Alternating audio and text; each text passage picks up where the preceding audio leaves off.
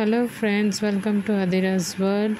আমাদের শান্তিনিকেতন ট্রিপের আজকের দ্বিতীয় পর্ব নিয়ে আমরা চলে এসেছি।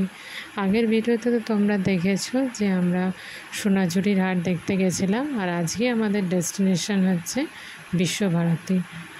যে বিশ্বভারতীকে কেন্দ্র করি এই বোলপুর শান্তিনিকেতন এত বিখ্যাত। দূর দূরান্ত থেকে মানুষ এখানে ভিজিট করে, দেখতে আসে এবং রবীন্দ্রনাথ ঠাকুরের সেই অবিস্মরণীয় সেই সৃষ্টিকেই আজকে আমরা দেখতে এসেছি। আর এই দেখো, আমরা এখন সেই বিশ্বভারতীতেই ঘুরছি। এখানে আগে আমরা অনেক বছর আগে এখানে আমি এসেছিলাম, কিন্তু তখন জায়গাটা একটু অন্যরকম ছিল। এখন অনেক কিছু নিয়মকানুন অনেক পাল্টে গেছে। অনেক জায়গায় ঢোকা নিষেধ সেখানে লেখা রয়েছে এবং অনেক জায়গাগুলো ঘিরে দিয়েছে, এখন ঢোকা যাচ্ছে না। আগে কিন্তু যখন আমি এসেছিলাম তখন ঢোকা যেত সেই জায়গাগুলো। তো যাই হোক, যতটুকু ঢোকা যাচ্ছে আমরা ততটুকুনি দেখার চেষ্টা করছি এবং তোমাদেরকেও দেখানোর চেষ্টা করছি। জানি না আমার এই ভিডিওতে তোমরা কতটা বুঝতে পারছো। এখানে যতবারই আমি এখানে আসি একটা জিনিস আমি খুব ফিল করি যে একটা অদ্ভুত শান্তি আছে, খুব রিলিফ লাগে এখানে। কেন এত চারিদিক নিস্তব্ধ, কোথাও যেন নিজেকে খুঁজে পাওয়া যায়। এবং কবিগুরু তিনি যে এই বিশ্বভারতীতেই থেকে এখানে যে অত তার সুন্দর সুন্দর কবিতা গল্প যা আমরা বইতে পড়েছি তা যে উনি লিখেছেন, এটা সত্যি এই জায়গায় না এলে বিশ্বাস করা যায় না। কারণ এই জায়গাটা সত্যি যে কোনো মানুষের কাছে একটা শান্তির জায়গা। যতবারই আসি মনে হয় বারবার ফিরে ফিরে আসি। তো দেখো, আমরা আজকে এখানে রোদের পরিমাণটা খুবই বেশি, মানে এত রোদ টেম্পারেচারে এখানে যে দাঁড়ানো যাচ্ছে না। তবুও আমরা এখানে বহু মানুষই রোদকে উপেক্ষা করি, তারা চারিদিক ঘুরে বেড়াচ্ছে এবং খুব বেশ ভালো লাগছে জায়গাটা। দেখো, চারপাশটা খুব সুন্দর লাগছে। এই জায়গাগুলোতে এখানে প্রবেশ করা নিষেধ, তাই আমরা বাইরে থেকে এটা দেখছি। দেখো,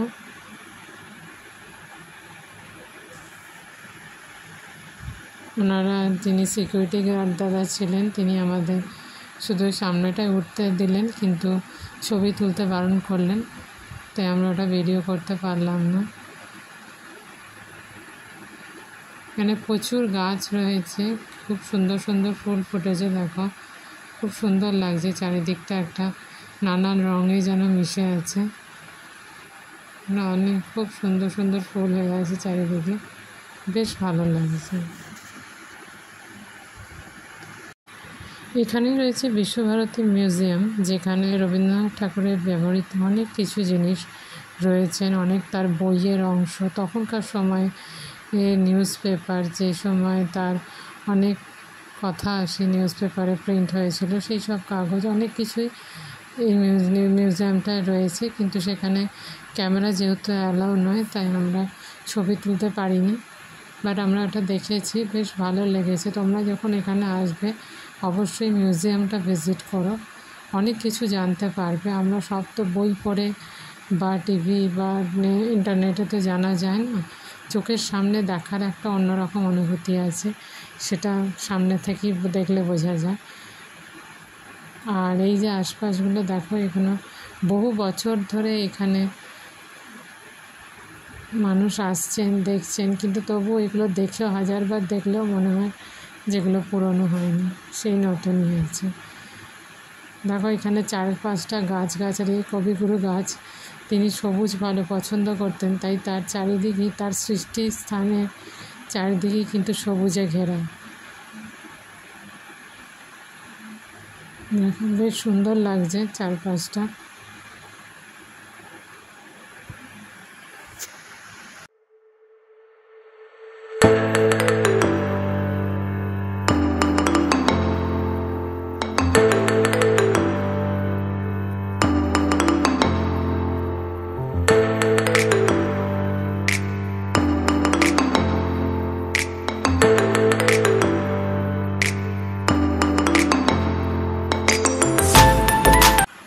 এখানে চারপাশে এক ধরনের লাল লাল ফুল পড়ে আছে, সামনেই সেই ফুলেরই একটা বড় গাছ রয়েছে। এটা কী গাছ আমি জানি না, এখানকার লোক যারা রয়েছেন আমাদের সঙ্গে ঘুরছেন তারাও কেউ বলতে পারলেন না, কিন্তু আমার ফুলগুলো বেশ ভালো লাগলো, তাই আমি কয়েকটা ফুল তুলে আমার কাছে রেখে দিয়েছে স্মৃতিচিহ্ন হিসেবে। খুব সুন্দর লাগছে চারপাশটা একদম। এই ফুলগুলোতে আরও যেন জায়গাটা একটা অন্য মাত্রা পেয়ে গেছে।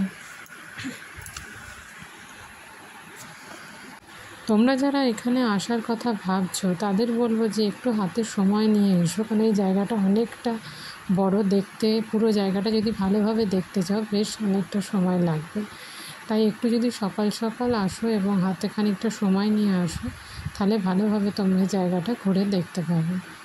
এবং চেষ্টা করবে একটু শীতের সময় আসতে, কারণ রোদের টেম্পারেচার কিন্তু এখানে বেশ ভালোই। আর গরমকালে এখানকার বাসিন্দা যারা তারা বলছেন যে এখানে কেউ আসে না খুব একটা, একমাত্র স্টুডেন্টরা ছাড়া এমনি টুরিস্টরা খুব একটা আসে না, কারণ এখানে গরমকালে এখানে প্রচণ্ড গরম থাকে, টেম্পারেচার খুব বেশি থাকে, তাই ঘুরে দেখা কোনো কিছু সম্ভব নয়। তাই আমি বলবো যে আসলে শীতের সময় এসো এবং হাতে খানিকটা সময় নাও। আর এই যে শীতের সমারোহে দেখো পলাশ ফুল ফুটে আছে। আমরা সরস্বতী পুজো এই পলাশ ফুল লাগে, আমরা অঞ্জলি দিই। এই পলাশ ফুল দেখলে সত্যি সরস্বতী পুজোর কথা মনে পড়ে যাচ্ছে। এখানে গাছ ভর্তি পলাশ ফুল, আর আমরা শহরে যারা থাকি তারা একটা দুটো পলাশ ফুলের জন্য হাউতাশ করি সরস্বতী পুজোর সময়, কিন্তু এখানে গাছ ভরা ফুল। আমি সত্যি পলাশ ফুলের গাছ এত সুন্দরভাবে সামনে থেকেই প্রথমবার দেখলাম, খুব ভালো লাগলো দেখে। এখানে যারা পরিচর্যার দায়িত্বে আছেন তারা কিন্তু খুব সুন্দরভাবে এই জায়গাটাকে পরিচর্যা করেন, কারণ প্রত্যেকটা গাছ আশপাশের জায়গাগুলো খুব পরিষ্কার এবং খুব নিট অ্যান্ড ক্লিন। একটা যেখানে এত মানুষের সমাগম হচ্ছে, এত মানুষের ভিড় হচ্ছে, কিন্তু কোথাও এতটুকু নোংরা বা আবর্জনা কিন্তু পড়েনি। এমনকি গাছগুলো খুব সুন্দরভাবে যত্নে রাখা হয়েছে। বেশ ভালো লাগছে যে কবিগুরুর এত জনপ্রিয় একটা স্থান, তিনি এত বছর আগে যেটাকে তৈরি করেছিলেন, তার সেই অবিস্মরণীয় সৃষ্টিটাকে যে আজও মানুষ এত সুন্দরভাবে বাঁচিয়ে রেখেছে, সুন্দর করে, সত্যি এটাকে দেখে খুব ভালো লাগছে। আমার তো এখানে এসে বেশ ভালো লাগলো। আর এই দেখো আমি অনেক ফুল তুলেছি, সেগুলো আমি এখন নিয়ে যাচ্ছি আমার কাছে, জানি না কতক্ষণ থাকবে। তো তোমরা ভিডিওটা দেখতে থাকো, দেখা হবে পরের ভিডিওতে।